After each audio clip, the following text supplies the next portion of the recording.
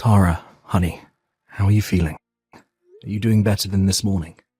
You seemed like you were really having a tough time. Hey, Mark. Yes, I am feeling a lot better now. I haven't had such a bad migraine in a while. But it's gone now, so don't worry. I'm sorry I wasn't able to make you breakfast this morning. There's no need to apologize. I would never ask you to do anything when you're not well. Besides, your health is the most important thing right now. Next time you go in for your checkup, you should ask the doctor to prescribe you some meds for your migraine. I know you haven't had it in a while, but you never know how your body is going to react to your pregnancy. Plus, there might be certain meds you shouldn't take while pregnant. So you should talk to the doctor and keep a safe prescription at home, just in case you need it again. Yeah, I guess it wouldn't hurt to have some in stock. I will ask the doctor next time I go in. Are you sure you're okay now? Yes, I am. Why? You really are worried about me today, aren't you? You might have had a migraine this morning, but I've been worried about you for weeks. You seem bothered by something, and you've been sighing a lot these past few days. Is everything all right? If you need to talk, I'm always here, you know. I know, honey. Thank you. It's just that the baby is arriving so soon, I'm not sure if I'm really ready for all the change. I guess I feel kind of unsettled. So, yeah, that's been on my mind lately, hence all the sighing. Sorry, I didn't mean to worry you so much. It's all right. I kind of guessed that's what's been bothering you. I totally get it. Nothing can really prepare us enough for this big change. I know I need to be strong. I mean, I'm going to be a mom soon. I should just suck it up and stop worrying. Tara, I know I will never be able to understand the true hardship of what you're going through as a woman, but everything will work out. I don't want to sound irresponsible, but I'll say it anyway. I think it's really important for us to think positively right now. I know. I agree. There's no need for you to suddenly become a great mum. I mean, you already are. But I'm sure you'll become even better with the baby, right? You'll learn from the baby as much as the baby will learn from us.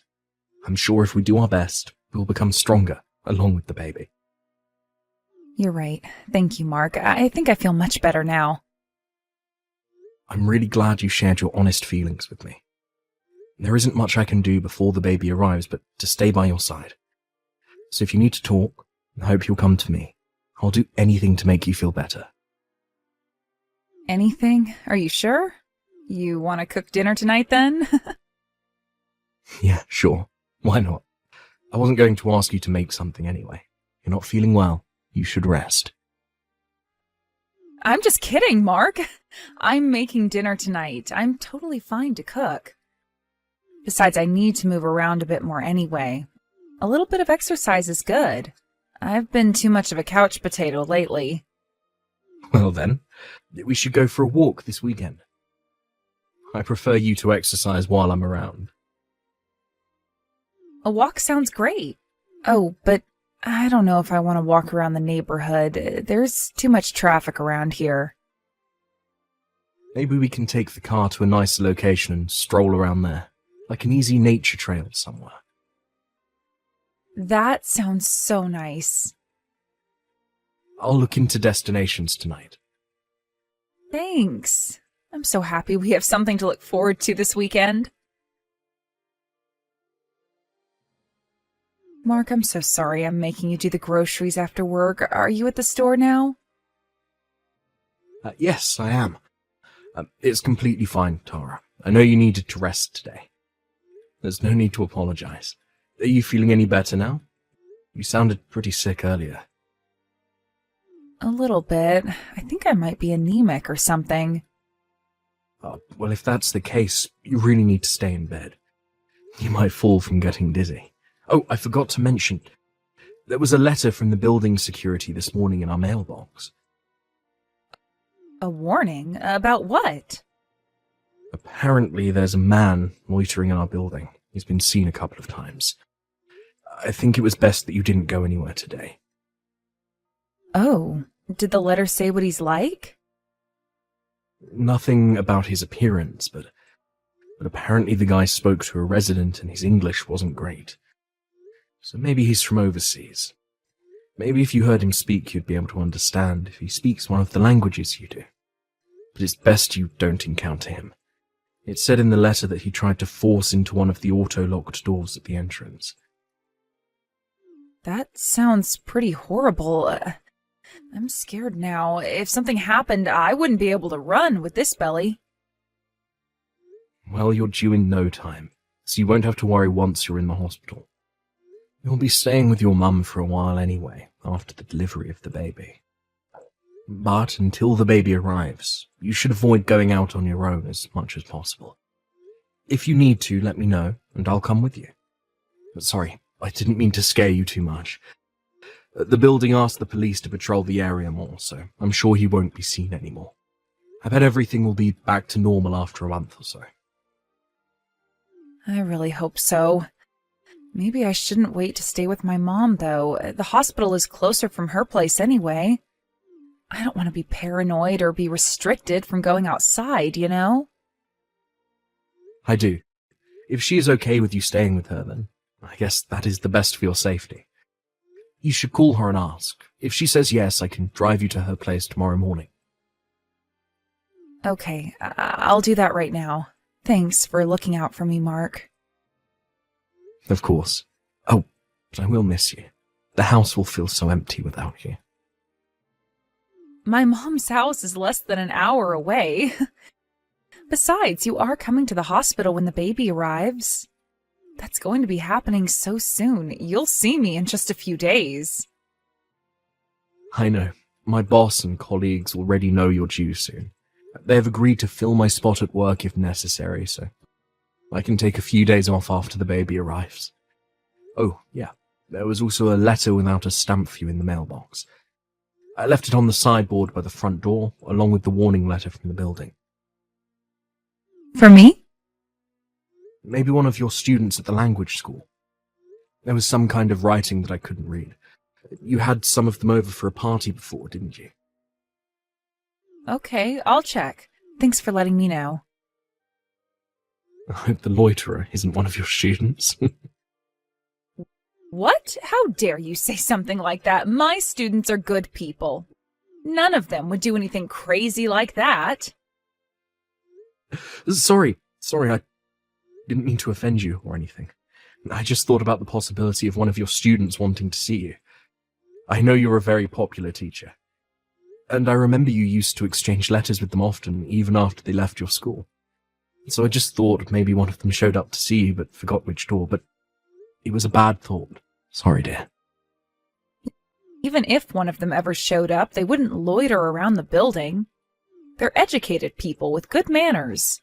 Please don't joke about them like that. I apologize, Tara. I'm sorry. It's okay. I didn't mean to be so feisty either.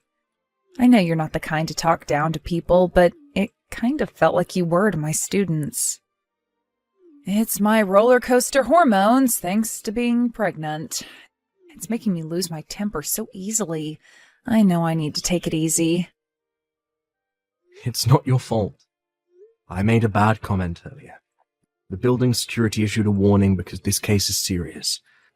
I should have taken it more seriously too, but instead I made a bad joke out of it. And to top it off, I included your students in it. It's a very bad call. I'm sorry. I won't compare a loiterer to your students ever again. It's okay. I know you didn't mean anything. I overreacted too. Anyway, careful on your way back home.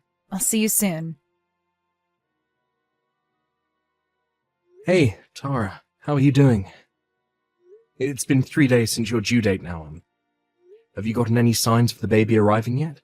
I couldn't get a hold of you yesterday, so it's worrying me. How are you feeling? Let me know as soon as you get a chance, please. I just want to make sure you're doing okay. I'm sorry, Mark. I couldn't reply to you yesterday because, well, things have been rough. Rough? Why is that? Is everything okay? Has something happened? You're scaring me, Tara. Mark, you might want to sit down for this. I have some bad news. What? I'm so sorry, but the baby didn't make it. Huh? What do you mean? The baby's heartbeat stopped. She's gone. I'm sorry. I'm sorry that I couldn't deliver your baby. Hold on, I'm not following. What are you talking about? Yesterday I had pain shooting up my belly. I was taken to the hospital right away, but it was too late. The baby was gone by the time I was checked in. It happened so quickly. She came out after an hour or so later, but there was nothing the doctors could do. I'm coming to you right away. No, don't, please. I'm not letting you take this on your own. I'm coming to see you now. No, I don't want you to come. I don't think I can look you in the eye. I'm so sorry, Mark. Please just give me some space right now. I need it badly. Tara, I need to be by your side. I can't leave you alone. You will make it even harder for me, so please, I am begging you to leave me alone for a few days. I am in complete shock right now. I need time alone to wrap my head around what's happened. Don't come down here. You won't be able to set foot in my mom's house either. I will make sure she won't let you in. What about your condition? Are you physically stable? Any pain? No more pain. Physically, I'm stable. I should be discharged tomorrow. Okay, if space is what you need, then I will give you that, but I can't give you more than 2 or 3 days. You have to call me by the end of the week. Can you promise me that? I can't not see you or the baby for longer than that, please. Okay, I will make sure to let you know when I'm ready to see you. Hang tight until then. I know I'm asking you an incredibly harsh favor. I'm so sorry. It's okay. You don't need to apologize. This is nothing compared to the pain you have gone through, Tara. I love you. You're the most important person in my life. I need you to remember that, okay? Hi, Mark. I'm sorry I kept you waiting. Thank you for giving me space. It's been hard, but I think I've calmed down now. It's okay. How are you? Oh, wait, you don't have to answer that. I've been doing a lot of thinking. In fact, that's all I could do. And now I know what I want to do. Mark, we should get a divorce. What? I am so sorry I couldn't protect our child. I wanted to have your baby, but I failed you. I don't think I can ever look you in the eye. It'll be too hard for the both of us. We won't be happy like we used to be. I am so sorry. I never meant for this to happen. I'm sure you didn't. But you really are full of surprises. I never imagined that you would fake your baby's death just because you didn't want me to see her. Did you actually think that I wouldn't find out about your affair if we got a divorce? Huh? Mark, what are you talking about? I know you had your baby, Tara. The thing is, you immediately knew the baby wasn't mine. I mean, how could she be? I'm not black, and neither are you. So why did you give birth to a baby who was? I visited to see your baby, you know. I saw her while you were asleep. In fact, you were stupid to think that I wouldn't visit. What? Your mum called me. She started crying on the phone, apologizing to me for what you've done. I thought she was apologizing for you losing the baby at first, which was kind of weird, and then she told me. What? She told you what? Everything. She told me you had stopped her from spitting the truth to me, but she felt she couldn't keep this from me, that it was way too harsh. So, she told me everything. But I still couldn't believe that you'd have an affair and have someone else's baby. She told me to see for myself, that I should visit her and see the baby while you were asleep. We arranged for my visit when you were resting, and I believed your mum was telling the truth. I mean, how could I not? The baby was definitely not mine. So her dad is one of your students from your language school, right? You must have some serious issues cheating on me with your student. Mark, no, I didn't cheat on you, I swear. What? What is it then? A mistake? A fling? You think I would forgive you if the relationship was casual? You betrayed me, Tara. You slept with someone else and had their baby. I can never forgive you for that. I was forced into it. Listen to me, Mark. I didn't ask for this to happen. A student of mine has been stalking me for a while now. Remember, there was a loiterer in our building? That was him. He was wandering around looking for me. Why didn't you tell me then? How could I? I didn't know what you would think of me. Besides, I wanted to believe that the baby was yours, not his. I spoke to him, you know. I saw him dropping another letter in our mailbox, so I confronted him. Wait, you spoke to him? Why? He's been dropping off letters practically every day since you left to stay with your mum. It was freaking me out. Why didn't you tell me about this? Because I didn't want to stress you while you were carrying the baby. So I was going to tell you about it after the baby arrived. But then your mum called and I saw your baby was clearly not mine. I came back and read the letters he wrote to you. I had them translated on the web. He was desperately begging to raise the baby together. That's when I figured that the loiterer was your child's father. So I waited for him to show up again by the mailroom. I don't know. You don't know what? That your child's father is Miguel? He told me you dumped him as soon as you found out what he does for a living, even though you were pregnant with his child. He tricked me. He said that his father ran an IT company back home that would soon be his. But then he confessed that his family was from a poor town and only had small crop to make money. So the truth finally comes out. Mark, he fooled me. I never would have slept with him if I knew he was poor. Wow, Tara, listen to yourself. Do you think that makes me feel any better? In fact, that makes me sick to my stomach. You cheated on me, and did it because you wanted his wealth. How low can you be? Plus, you never told him you were married, so you both lied to each other. From my perspective, you both did ask for all of this. Karma's a bitch, isn't it?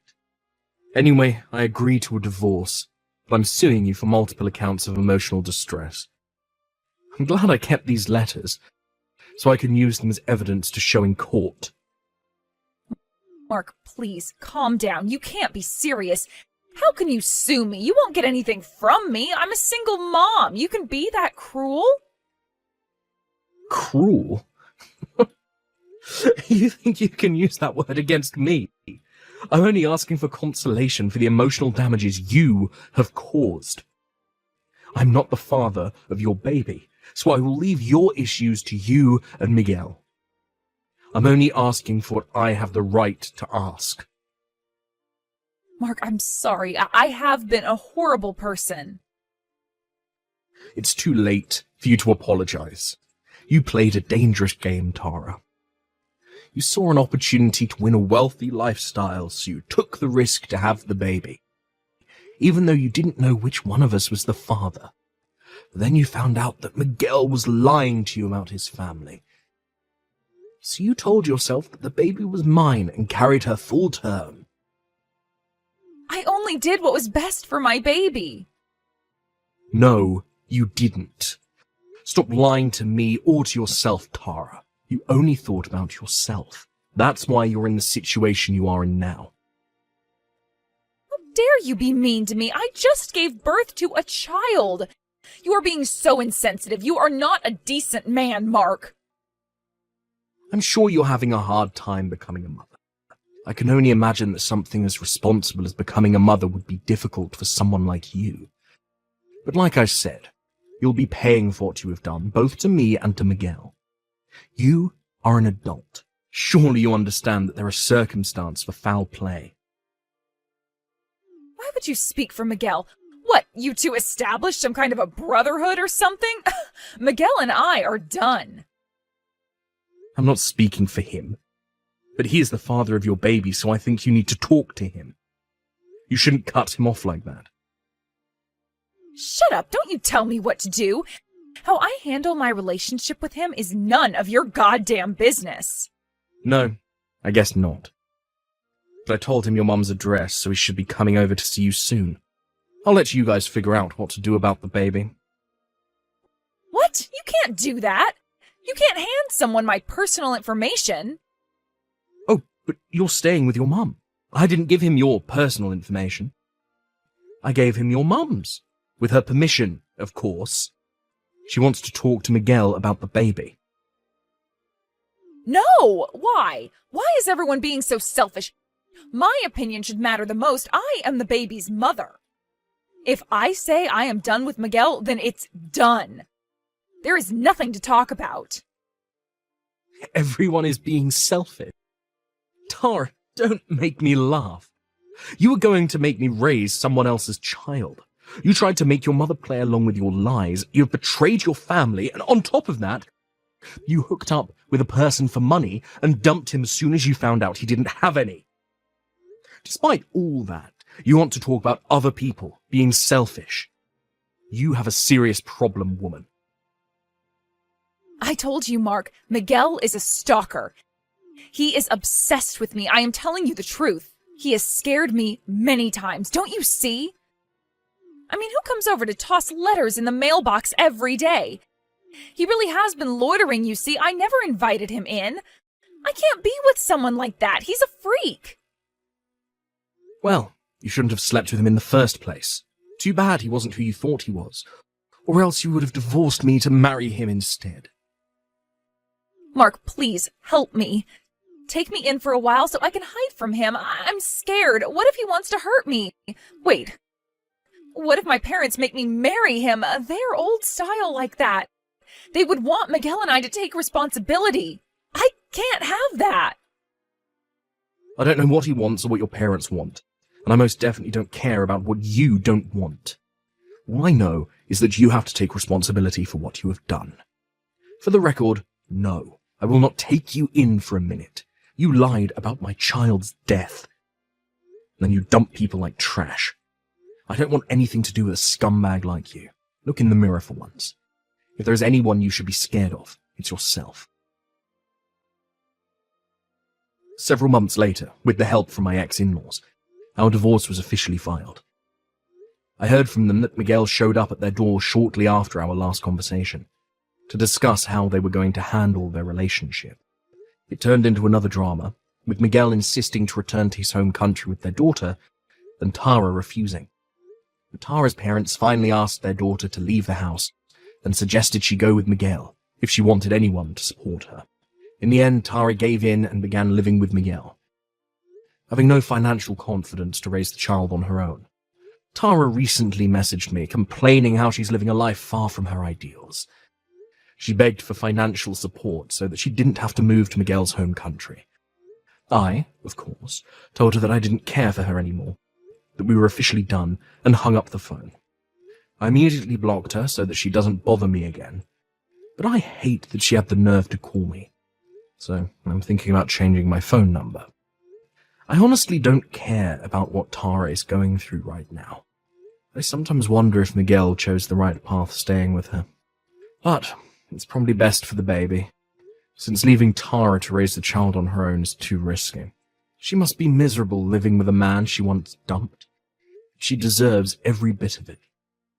And I hope she realizes the magnitude of what she's done. After the divorce, I moved out from the condo I used to live in with Tara, and I now live on my own. The fun memories we shared up until the pregnancy sometimes haunt me. I feel so low and sad, but I know looking back on the days won't help me move forward. I know it will continue to haunt me for a while, but I hope time will help me heal. Seeing me depressed, my parents bought me one of the kittens born at their home. I was going to return the kitten after a while, but living with her for a few months, I became completely head over heels. It's hard to believe how such a small life has helped me get back on my feet. There may be bumps ahead yet to come, but I will cherish day by day with the help from my new partner.